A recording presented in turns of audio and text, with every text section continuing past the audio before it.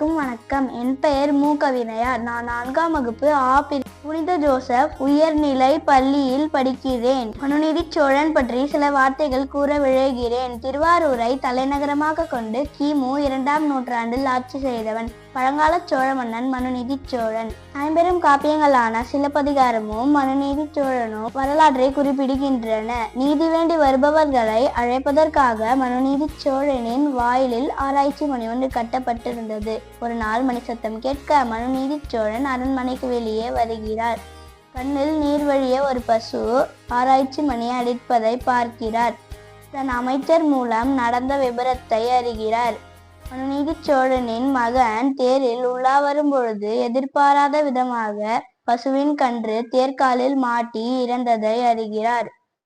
பசுவின் கன்றை கொன்ற குற்றத்திற்காக தன் மகனையும் அதே தேர்காலில் இட்டு கொன்று நீதி கேட்ட பசுவுக்கு நீதி வழங்கினான். சமநீதியின் அடையாளமாக திகழ்ந்தான் மனுநீதிச் சோழன். இன்றும் சென்னை உயர்நீதிமன்ற வளாகத்தில் மனுநீதிச் சோழனின் உருவச்சிலை உயர்ந்து நிற்பதை காண முடிகிறது. நன்றி, வணக்கம்.